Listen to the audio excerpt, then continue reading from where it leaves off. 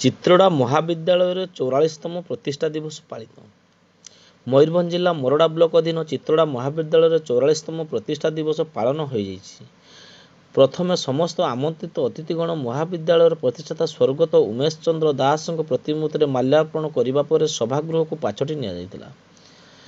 ସମସ୍ତ ଅତିଥିମାନଙ୍କୁ ଛାତ୍ରୀମାନେ ଫୁଲତୋଡ଼ା ଦେଇ ସମ୍ବର୍ଦ୍ଧିତ କରିଥିଲେ। ଅଧ୍ୟାପକ ବୁଦ୍ଧିରାମ ସିଂଙ୍କୁ ଅତିଥି ପରିଚୟ ପ୍ରଦାନ କରିଥିଲେ।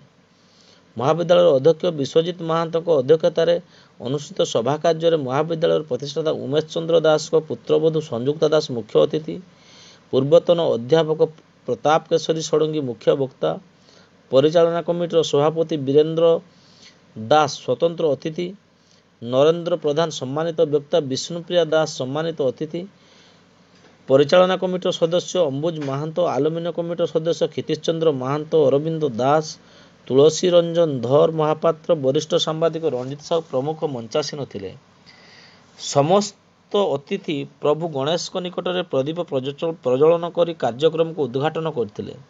ଛାତ୍ରଛାତ୍ରୀମାନେ ଆଗାମୀ ପିଢ଼ିର ଭବିଷ୍ୟତ, ତେଣୁ ଛାତ୍ରଛାତ୍ରୀଙ୍କ ଉତ୍ତମ ଓ ଉଜ୍ଜ୍ୱଳ ଭବିଷ୍ୟତ ହିଁ ଜଣେ ଶିକ୍ଷକର ବାସ୍ତବ ସ୍ୱପ୍ନ ଏବଂ ଉକ୍ତ ବାସ୍ତବ ସ୍ୱପ୍ନକୁ ସାକାର କରିବାକୁ ହେଲେ ନିଷ୍ଠାର ସହିତ ପାଠ ପଢ଼ି ସଠିକ ମାର୍ଗରେ ପାଦ ଥାପିବାକୁ ଅତିଥିମାନେ ଛାତ୍ରଛାତ୍ରୀଙ୍କୁ ପରାମର୍ଶ ଦେଇଥିଲେ।